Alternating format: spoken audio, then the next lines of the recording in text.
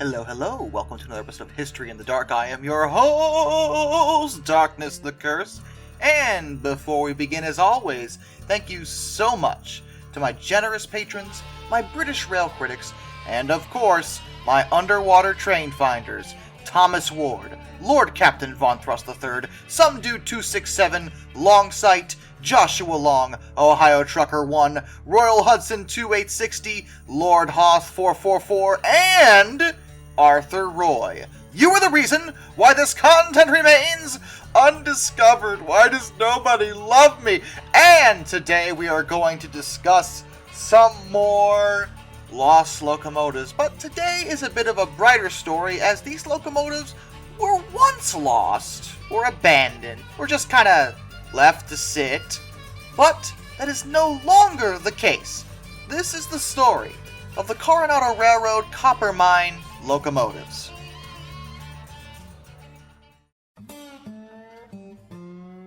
The Coronado Railroad was one of the first railroads in Arizona, and it was constructed by a man named Henry Lazinski in 1879 along Chase Creek between the copper mines and a smelter. Eventually this grew to a much larger operation, with at least 7 funicular railways, as well as 10 locomotives, which were 040T, 042T, and 044T wheel arrangements. They were tank engines, which many people don't think we ever used in America, and on the larger railways that was pretty much true. We generally stuck to tender engines, but tank engines were very good for mining operations, so they were often used for that particular purpose.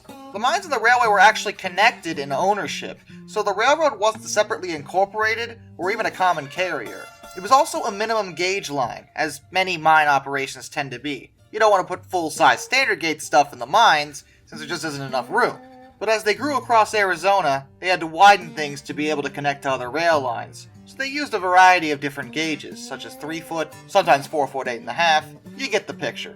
But after World War I, profit in the mines began to run dry, and the entire system was shut down by 1932, with most of it actually being removed by the late 1930s. Thing was, several of the locomotives were actually abandoned in their old working areas when the mines shut down. These 3 locomotives sat on a hilltop until about 1990. Now, the sources I found actually conflict as to which 3 locomotives these were, but I'm going to go off the most reliable component, which is not the scant Wikipedia article on the subject, and say that the ones that were abandoned on that hilltop were Arizona Copper number 7, named Rattlesnake, engine number 5, which doesn't have a name like a snake, so I'm going to call it Cobra, and Arizona Copper number 2, which doesn't seem to have a nickname, and that's sad. I'm going to call her Viper, because we're going to snake themes for these apparently. These particular engines were left sitting on a Morenci mountainside in 1923. But like I said, this is a happy story. And while these locomotives were once abandoned and left in a very odd place, I can tell you that all 3 were in fact rescued. A project involving some heavy lift equipment and bulldozers actually led to bringing the engines down from their mountainside in 1990. Since that time, all 3 have found various homes on static display around the country.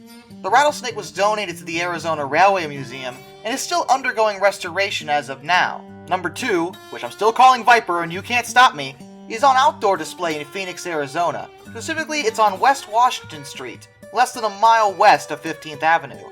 Engine number 5, Cobra, which, again, still gonna call it that. You can't stop me! I don't care that Cobras aren't native to North America, it sounds cool! Is on display in the Morenci Plaza in Morenci, Arizona. Quite a nice end for locomotives that were simply abandoned, and they're actually not alone. It's not just these 3. There's one more, the Copperhead. But this one wasn't abandoned exactly. She was retired in 1922 and was rebuilt from parts of several engines, not left abandoned on the hillside. She's in Clifton, Arizona, in the Clifton Plaza, and has been there since 1937. And this entire story, I suppose, raises the question about Arizona. See, the American West has a lot of abandoned mines, and many of them use locomotives to get various resources out of them. So could there be more locomotives lost in the mines somewhere? Possibly. I would say even probably. However, this is where I'm going to have to interject and stop anyone with a fool notion of going looking for lost locomotives in the mines. Do not go in the abandoned mines in the American West. They are exceedingly dangerous. Many people have been killed or maimed going in them, whether by accident or whether because they thought it'd be fun. Do not do this. I don't know if there's any more locomotives in the mines. Yeah, there could be, But this is one time where I'm going to say safety first. It is way too dangerous to check it out. Don't go in those mines. Ever. Till next time, this is Darkness. I bid you all a fond farewell.